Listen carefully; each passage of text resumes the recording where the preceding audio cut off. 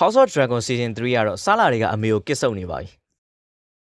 စလာပါဘတ်တယ်တွေမှာ share ကျန်းနေပါပြီဒါက series တစ်လျှောက်လုံးမြင်ခဲ့ရသမျှတွေမှာအကြီးမားဆုံးတိုက်ပွဲလေးဖြစ်ပါတယ်ဆိုတော့ House of the Dragon Season 3အပိုင်း1မှာဘာတွေပြသွားလဲဆိုတာကိုကျွန်တော်နဲ့တူတူကြည့်လိုက်ကြရအောင်ပါပြီးခဲ့တဲ့ season 2တုန်းကတော့ Reina တယောက်တောင်ရဲ့ငကားတစ်ကောင်ကိုရှာတာနဲ့ဆုံးသက်ထားပြီးအခု season 3မှာလည်းငကားရှာတာနဲ့ပဲပြန်စထားပါတယ်သူမဟာတောင်ရဲ့ dragon တစ်ကောင်ဖြစ်တဲ့ Shade Stealer နဲ့မထင်မှတ်ပဲထိတ်တဲ့တွေ့ခဲ့တာပါ Fire and Blood မွေးဝတ္ထုတွေမှာတော့ဒီ dragon ကို Nestle လို့ခေါ်တဲ့ကျဲလက်တော်ရွာကမင်းကလေးတူကစတင်ရင်မောင်းမွေးမြူခဲ့တာဖြစ်ပါတယ်ဒါပေမဲ့ဇလန်တွဲထဲမှာတော့ဇက်ကောင်ရေတွက်ကိုရှော့ချဖို့နဲ့ Reina ကိုလောက်ကပိုရစေခြင်းတဲ့အတွက်အခုလိုမျိုး Nestle ဆိုတဲ့မင်းကလေးကိုမထည့်ဘဲနဲ့ပြောင်းလဲလိုက်တာဖြစ်ပါတယ်မွေးဝတ္ထုထဲမှာတော့ Nestle ကဒီတောင်ရဲ့ dragon ကြီးကိုနေတိုင်းတိုးတွေကျွေးပြီးရင်မောင်းအောင်စူးစမ်းခဲ့တဲ့ဆေကျော်သက်မင်းကလေးတူဖြစ်ပါတယ်ဒါပေမဲ့ဝတ္ထုနဲ့မတူတာက Shade Stealer က Reina အမေကိုမနာခံမဆိုးသွမ်းနေတာပါဝိတုထဲမှာတော့စိုးတန်းတာမျိုးမရှိခဲ့ဘူးပါဘူးဒီဇလန်တွေမှာ Dragon ရဲ့ဒီဇိုင်းကိုတကောင်နဲ့တကောင်မတူအောင်တည်တည်ချာချာဖန်တီးထားတာတွေ့ရပါတယ်ဒီထဲမှာ Shade Stealer ရဲ့တောင်ပန်တွေကထွက်နေတဲ့ကျန်းတန်းတဲ့အယိုးစုချုံကြီးတွေကတော့ကျွန်တော်ကြိုက်ဆုံးချက်ဖြစ်ပါတယ်သူ့ရဲ့ညီညာမှုမရှိတဲ့သွားချုံကြီးတွေနဲ့အယောင်မွဲချောင်းနေတဲ့ဂျေးကုန်တွေက Dragon Pit ထဲကငကားနဲ့မတူပဲလုံးဝရိုင်းဆိုင်နေတဲ့တောင်ရဲတွေဆန်တကောင်လိုလှုပ်ထားတာပါတစ်ဖက်မှာတော့ Kingsland နဲ့မြို့ကသမားတော်ကြီး All Wine ကို Aegon ပျောက်သွားတဲ့အတွက် Edmond ကအေးရာတွေကနေဆွဲထုတ်ပြီးဆွဲပါတော့တယ်နောက်တစ်ခါမှာတော့ Laris နဲ့ Aegon တို့ကသူတို့ရဲ့ကြီးကန်းလှဲကြီးနဲ့ခီးနေနှုံပဲဖြစ်ပါတယ် Laris က Aegon ရဲ့ဒဏ်ရာဝေဒနာပေါ်တိတ်ပြီး Q side ပုံမပေါ်ပါဘူးဒါပေမဲ့ Laris က Edmond ရဲ့လက်ကနေ Aegon ကိုကယ်ထုတ်ပေးခဲ့သူဖြစ်နေတာပါပြောရင်တော့ Laris နာကျင်မှုတွေကသူတို့ကလိုပဲ Aegon ကိုပိုပြီးတန်မာလာစေလိမ့်မယ်လို့သူယုံကြည်နေရလေဖြစ်နိုင်ပါတယ်ဒီလိုတွေကတော့ Ross နဲ့ခန္ဓာဟောင်းရှိရာ Crown Lands နေမြေက Standard မီသားစုရဲ့စစ်တီတော်တွေဖြစ်ကြပါတယ်စိတ်ကောင်းစရာကတော့အဲ့ဒီခန္ဓာကပြီးခဲ့တဲ့ season တော့ကရန်သူလက်တွေကြောက်ရောက်သွားခဲ့တာကိုမြင်တွေ့ခဲ့ရပါတယ်ဒါကြောင့်သူတို့ကလက်ရှိပင် Aegon ကိုအရန်မုန်းနေတာဖြစ်ပါတယ်လက်ရှိမှာတော့ Standard တွေက Rhaenyra ဘုရင်မကိုတစ္ဆာခံလိုက်ပြီးဖြစ်ပြီး Aegon တို့နဲ့ခိုးဝင်လာတဲ့ပုံစစ်ဆေးနေတာဖြစ်ပါတယ် Laris ကတော့တမန်ခီးသွားရလို့အစားကလိမ့်မယ် Rhaenyra ပေါ်တစ္ဆာဆိုခိုင်းတဲ့အခါမှာတော့ Aegon ကထွက်ပြေးလာတဲ့ဘုရင်ဖြစ်တယ်ဆိုတာကိုအဆောင်နေရှိမှပြောလိုက်ပါတယ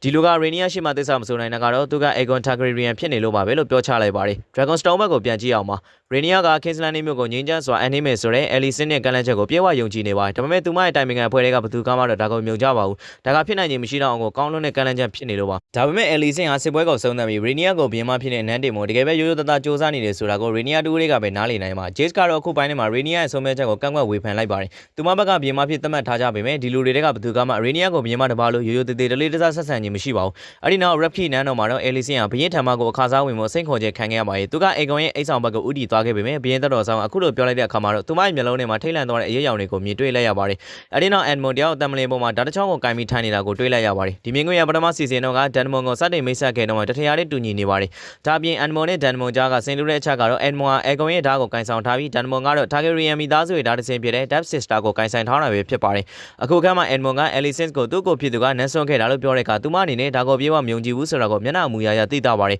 Alicent တယောက် Rhaenyra စီကိုသွားခဲ့ရတဲ့အကြောင်းရင်းကတော့သူမရဲ့သား Edmond ဟာတကယ်ကိုရက်ဆက်ကြမ်းကြုတ်တဲ့တာရဲတိရစ္ဆာန်တစ်ကောင်လုံးဖြစ်နေပြီးတမ်ဘလင်ကိုစိုးဆန်ဖို့မထိုက်တန်တဲ့အုပ်ချုပ်သူဖြစ်တယ်ဆိုတာကိုသိလို့ပါဒီလိုနဲ့ Alicent ကသူ့သားကိုသူမ Kingswood တော်ထဲမှာရှိနေခဲ့တာပါလို့ပြောတဲ့အခါ Edmond ကဒါကိုပြေဝယုံကြည်သွားပုံရပါတယ်တကယ်တော့ဒါကလိန်နာလည်းမဟုတ်ပါဘူးသူမဒီတော်ထဲမှာအချိန်တော်ကြာရှိနေခဲ့တာပါ season 2တော့က Edmond တယောက်ရင်ငွေပိုင်းအုပ်ချုပ်သူဖြစ်လာပြီးနောက်မှာမိခင်ဖြစ်သူကိုဒီနေရာကနေထွက်သွားဖို့တွဲဝိုင်းနှင်ထုတ်ခဲ့တာဖြစ်ပြီးအခုတော့ Alicent ကအဲ့ဒီချက်ကိုပဲသူ့ကိုပြန်သုံးလိုက်တာဖြစ်ပါတယ် Edmond ဟာမျိုးသမီးတယောက်ရဲ့အမျှော်မြင်တဲ့ဉာဏ်ပညာကိုသိပြီးတန်ဖိုးမထားတဲ့ပြင်မိခင်ဖြစ်သူကသူ့ကိုလှည့်စားလိန်ညာနိုင်လောက်အောင်လိန်ဝဲလိန်မာလိမ့်မယ်လို့လည်းမထင်ထားပါဘူးအဲ့ဒီနောက် Edmond ကသူ့ရဲ့ season တွေကိုပြောင်းလဲလိုက်ပြီးဖြစ်ကြောင်းနဲ့ Kingsland မြို့မှာပဲဆက်နေတော့မှာဖြစ်ကြောင်း Alicent ကိုပြောပြလိုက်ပါတယ်အော်ပြီးတော့ Hype Tower စစ်တီတော့အင်အား1000ခွဲလဲလန်ခီမှာချီတက်လာနေပြီလို့ဆိုပါတယ်ဒါဟိုဘက်က Rhaenyra နဲ့သူမသဘောတူညီခဲ့တဲ့ season တွေအားလုံးကိုလုံးဝပျက်စီးသွားစေတာမှန်ပေမဲ့ Alicent ကဒီပိုင်းမှာသူမရဲ့ပါနမှုကိုပြသသွားခဲ့ပါတယ် Edmond ကိုဆက်ပြီးနားချဖို့စ조사နေရင်သူ့ကိုတနည်းဝင်သွားစေနိုင်တာကြောင့်မသက်တာပဲငြိမ်ခံပြီးအစီအစဉ်တစ်ခုကိုပဲစောင့်ဆိုင်မှုသူများဆုံးဖြတ်လိုက်ပါတယ်နောက်တစ်ခါမှာတော့ Denmark နဲ့ Riverland ကစစ်တီတော်တွေက Lannister စစ်တပ်တွေနဲ့တိုက်ပွဲဖြစ်ပွားနေတာကိုကိုပြောင်းပြသထားပါတယ်ဒါဟာမူရင်းဝိတုတွေက Redford တိုက်ပွဲကိုဇလန်တွဲအနေနဲ့ပုံဖော်ထားတာလို့ကျွန်တော်ထင်ပါတယ်ဒီနေရာကဒိုင်းတစ်ခုပေါ်မှာ Melistar မိသားစုရဲ့တစိမ့်ကိုမြင်တွေ့နိုင်တယ်လို့ဒီဘက်မှာ Bracken မိသားစုတစိမ့်နဲ့ဒီဘက်မှာတော့ Vance မိသားစုရဲ့အမှတ်အသားကိုမြင်တွေ့နိုင်ပါတယ် Tully မိသားစုရဲ့အလံတစိမ့်တွေကလည်းနေရာနဲ့မှာရှိနေတာဖြစ်ပြီးဒါဟာ Tully မိသားစုကမြေဝမ်းဒေသတစ်ခုလုံးအရှင်သခင်ဖြစ်တယ်ဆိုတာကိုပြသနေပါတယ် Denmon ဟာပြီးခဲ့တဲ့ season တုန်းကသူ့ကိုအကြမ်းရအောင်လုပ်ခဲ့တဲ့ Tully မိသားစုရဲ့သခင်လေး Oscar Tully နဲ့စကားပြောဆိုနေပါတယ် Oscar ဟာ Fire and Blood ဘုံရေးဝတ္ထုတွေက character တော်တော်များများကိုပေါင်းစပ်ဖန်တီးထားတဲ့ဇာတ်ကောင်ဖြစ်ပြီးသူ့ရဲ့မိသားစုဝင်တွေဖြစ်တဲ့ Canmay နဲ့ Elmo Tully တို့လည်းပါဝင်ပါတယ်အဲဒီနောက်မှာတော့သူကရွှေရောင် Lannister အရှင်เจ้าကိုပြောနေပါတယ်ဒါက Jason Lannister ကိုပြောတာဖြစ်ပါတယ်သူကတော့ Aegon ရဲ့ဗန္နာယီမှုဖြစ်ပြီးထွန်ရခိစစ်တပ်တွေကိုရေချောင်းတိုက်ပွဲတဲ့တောင်ရောက်စီယုံမှုပင်လယ်ချင်းကြီးကိုဖျက်ကျော်သွားတဲ့ timeline ရဲ့အမှားကိုဖြစ်ပါတယ် Jason က season 1တုန်းက Rhaenyra နှလုံးသားကိုသိမ်းပိုက်ဖို့စ조사ခဲ့ဘူးပေမဲ့ Rhaenyra ကတော့သူ့ရဲ့ပုံစံကိုလုံးဝစိတ်ဝင်စားခဲ့ပါဘူးသူတို့ဟာရန်သူတွေထပ်မံချင်းကပ်လာမှကိုစိုးရိမ်နေကြပေမဲ့ရန်သူအစားတောအုပ်တွေကနေ Winter Wolf တွေထွက်ပေါ်လာခဲ့ပါတယ်ဒါကတော့ season 2တုန်းက Cregan Star ပြောခဲ့တဲ့မြောက်ပိုင်းသားစစ်တပ်ကြီးပဲဖြစ်ပါတယ်ကျွန်တော်မှာဆောင်းရသည့်အလီလီကိုဖျက်ဆီးခဲ့မှုတဲ့ မုံစိတ်ပြူတက်ကြီးစစ်တီတော်ထောင်ကြီးရှိပါတယ်သူတို့ဟာမြောက်ပိုင်းသားတွေ BB အသက်ပေးပြီးပြင်းပြင်းထန်ထန်တိုက်ပွဲဝင်ကြပါလိမ့်မယ်သူတို့ဟာစတာမီသားဆိုရဲ့အလန်ဒစိတ်တွေကိုကင်ဆောင်ထားကြပြီးသူတို့ရဲ့စေတနာပတိကတော့ဖြက်စီးသူရိုဒီလို့လေလူသိများတဲ့ Roderick Dusty ပဲဖြစ်ပါတယ်သူရဲ့ဝတ်စုံပေါ်မှာ Dustin မီသားဆိုရဲ့ပစိန်နှချောင်းရှက်နေတဲ့ဒစိတ်ကိုမြင်တွေ့ရနိုင်ပါတယ်သူဟာသူတို့ရဲ့သက်စာခံမှုကိုတက်တည်ပြတဲ့အနေနဲ့ Jason Lannister ဦးခေါင်းကိုမြေပြင်ပေါ်ကိုလွှတ်ပစ်လိုက်ပါတယ်ဒီ Winterfell ဆိုတာက Game of Thrones သမိုင်းကြောင်းတွေမှာကျွန်တော်ကြားဆုံးအပိုင်းကဏ္ဍတစ်ခုဖြစ်ပါတယ်အဓိကကတော့မြောက်ပိုင်းဒေသမှာဆိုင်းဝမ်တီရောက်လာတဲ့အခါရာသီဥတုကတကယ်ကိုဆိုးရွားလုံးပြီးပျက်စီးဆုံးရှုံးမှုများပြားလွန်းတာကြောင့်အစားအစာတွေအမြဲပြတ်လက်ရှိပါတယ်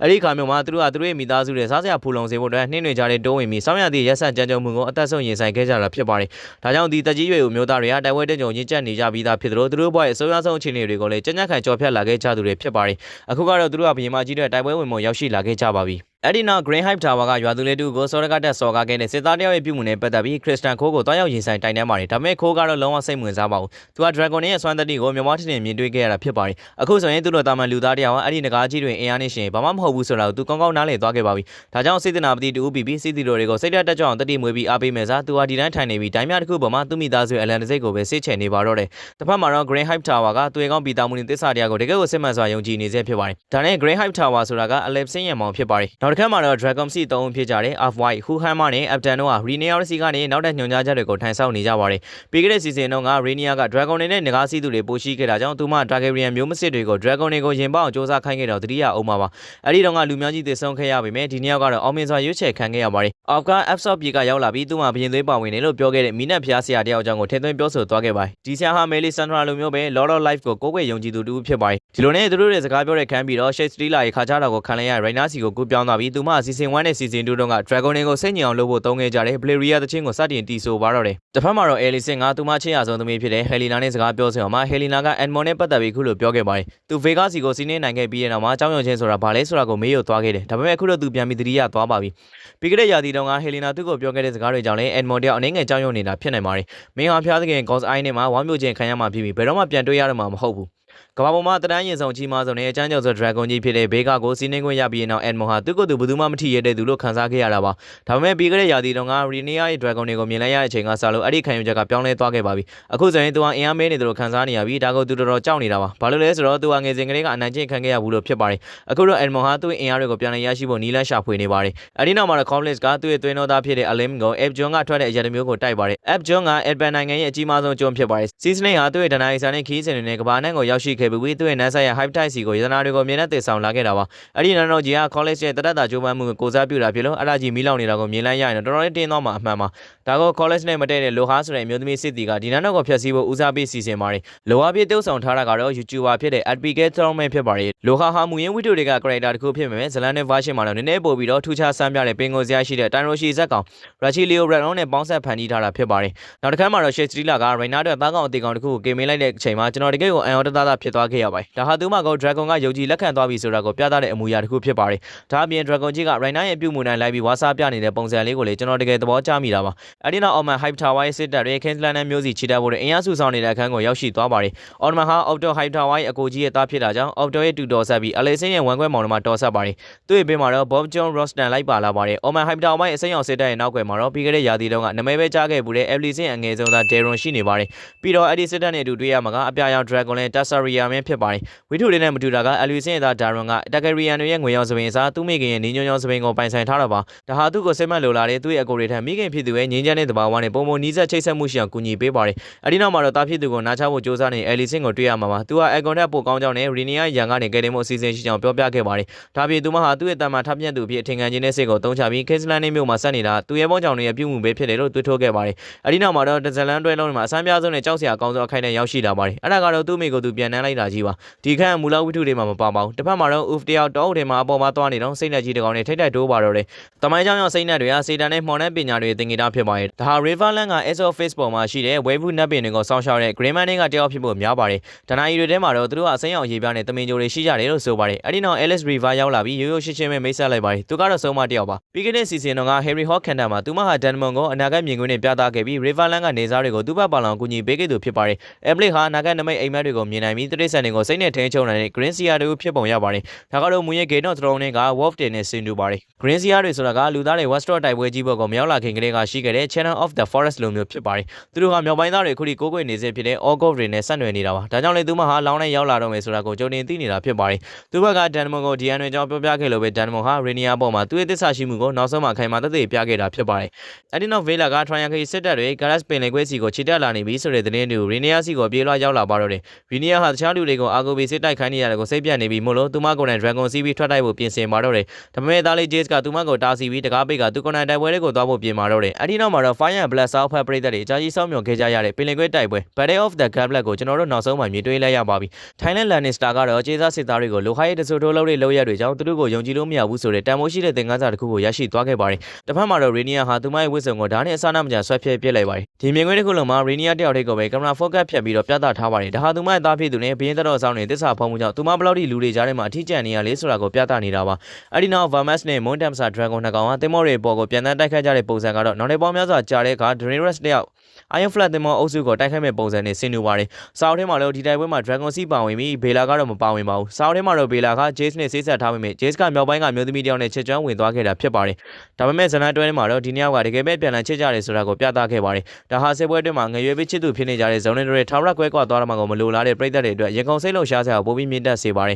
။စာအုပ်ဖတ်ဖို့သူတွေအတွက်တော့ Vermes Dragon ကြီးပထမဆုံးညအပြစ်ခံရတဲ့အခန်းကတကယ်ကိုတုံလုံးစရာပါပဲ။သူရောက်လာပြီးချင်းမှလည်းအပြစ်ခံရတာမို့ Jace တယောက်ဒီလောက်မြင်ကြီးကြာဆုံးသွားမလားဆိုပြီးအံ့ဩမိမှာဖြစ်ပေမဲ့ Bella ကသူ့ကိုကယ်တင်လိုက်နိုင်ပါတယ်။ဒါကြောင့်ဇလန်တွေကသူ့ရဲ့ကံကြမ္မာကိုပြောင်းလဲပြင်မလားလို့ကျွန်တော်ခေတ္တတွေးမိသွားပါသေးတယ်။ဒါပေမဲ့စိတ်မကောင်းစွာပဲသူတို့ကကံကြမ္မာကိုမပြောင်းလဲခဲ့ပါဘူး။ကျွန်တော်တို့အားလုံးအံ့ဩမြင်တတ်ခဲ့ရပါတယ်။ College ကလိုဟာကိုရေတိမ်ပြီးကြောင်းဆောင်နေများတဲ့ Annual ရှိတဲ့ Dragonstone Pass တွေကြောင်းစီကိုခေါ်ဆောင်သွားပါတယ်။သူကလည်းတင်မောကိုဦးစီးမောင်းနေပြီးသူဟာပြန်မဲ့ကင်းနဲ့ဝိုင်းတင်မောသားကြီးတူဖြစ်တယ်ဆိုတာကိုပြသသွားပါတယ်။တစ်ဖက်မှာတော့ Rhaenyra ဟာ Shae Stila ကိုထင်ချက်ခက်ခဲသွားပြီး Dragon ကြီးက Triangle စစ်တပ်တွေနဲ့အတူ Valyrian စစ်တင်မောတွေကိုလိုက်လံပြီးရှို့ပါတော့တယ်။တကယ်တော့ House of the Dragon ဇလန်တွဲတွေမှာ Dragon တွေကသူတို့ရဲ့စီးနှင်းသူတွေအမေကိုမနာခံပဲဖီဆန်ခဲ့ကြတဲ့ဖြစ်ရပ်တွေကိုအကျဉ်းချင်းပြသခဲ့ပူးပါတယ်။သူတို့ဟာဆီလန်နဲ့ပစ္စည်းသက်မဟုတ်ကြပါဘူး။သူတို့မှာကိုယ်ပိုင်အလိုဆန္ဒနဲ့စိတ်နဲ့သဘောထားတွေရှိကြတဲ့တရှိတတော်တွေဖြစ်ပါတယ်။ဥပမာအဖြစ်အေမွန်က Luke ကိုမတတ်ဘူး Vega ကိုအမိပေးခဲ့ပေမဲ့ Vega ကပထမဆုံးအိမ်ကုန်နဲ့အတူစစ်ပွဲလီလီကိုဖျက်ဆီးလာခဲ့ရတဲ့ Wine Dragon ကြီးဖြစ်တာကြောင့်စစ်မြေပြင်သွေးနှံကိုရလိုက်တဲ့အခါမှာတော့ဘလို့မှတားဆီးလို့မရတော့ပါဘူး။ Dragon စီးနှင်းသူတွေကသူတို့ရဲ့စိတ်ခံစားချက်တွေကို Dragon တွေစီကိုစိတ်ဝင်တက်ရောက်စေလေရှိပါတယ်။ Rhaenyra ဟာအလွန်ကြောက်ရွံ့တုန်လှုပ်ပြီးစိုးရိမ်ပူပန်နေတာကြောင့်အဲ့ဒီခံစားချက်တွေက Shae Stila စီကိုကူးဆက်သွားတာပါ။ဒါကြောင့်မဲ Shae Stila ကသူမြင်သမျှတင်မောနဲ့လူမှန်သမျှကိုဖျက်ဆီးပြမယ့်ရန်သူလို့သတ်မှတ်ပြီးတော့တိုက်ခိုက်နေတာဖြစ်ပါတယ်။တိုက်ပွဲချိန်ပြင်းထန်နေတော့မှလိုဟာက College ကိုတက်လိုက်ပြီးလို့အလံကထင်မှတ်သွားပြီးသူ့ဖခင်နဲ့ဂလက်စားချေဖို့ဝင်ရောက်တိုက်ခိုက်ပါတော့တယ်။သူ့ဖခင်နဲ့တန်ရုံးစင်စားပြီးတွင်ကြီးမိကမှ College တယောက်သူ့မျက်စိရှိမှနဲ့တက်ခံလိုက်ရပြီလို့တွေးမိသွားတာပါ။အဲဒီနောက်မှာတော့သူဟာအမျက်ဒေါသတကြီးနဲ့လိုဟာကိုတက်ပြေးလိုက်နိုင်ပါတယ်။ Jace က Bella ကိုကယ်တင်ဖို့ဝင်ရောက်လာပေမဲ့ Rhaenyra ကိုတိုက်ခိုက်မှဆိုရင်တာကြောင့် Shae Stila ကိုတရားမတိုက်ခိုက်နိုင်ပါဘူး။သူတင်မောတွေနဲ့အရန်နီးကံပြန်တန်းလာတာကြောင့်တင်မောဘော်ကလေးများကြီးတွေပြစ်မှတ်ပြန်ဖြစ်သွားပါတော့တယ်။ Jace ကသေးလေးမျိုးမဖြစ်နေတဲ့သူ့ရဲ့ Dragon ဘော်ကနေရုံထွက်နိုင်ခဲ့ပေမဲ့ချက်ချင်းပဲမြှားချက်အမြောင်များပြစ်ခံလိုက်ရပါတယ်။ဒါကြောင့်ဒီပိုင်းရဲ့အထူးအကြောင်းအရာကတော့လူငယ်လေးတွေဟာစစ်ပွဲအောင်နိုင်မှုကိုဘယ်လိုရယူရမလဲဆိုတာကိုတည်တည်ချာချာမသိကြသလိုဒီစစ်ပွဲရဲ့ပေးဆက်ရမယ့်တန်ဖိုးကိုလည်းနားမလည်ကြပဲစစ်မြေပြင်မှာသွေးကောင်းဖြစ်ချင်စောနဲ့တိတ်ပြီးတော့ဆရာထက်တန်လွန်းနေကြတဲ့ကိုပုံဖော်ပြသသွားတာဖြစ်ပါတယ်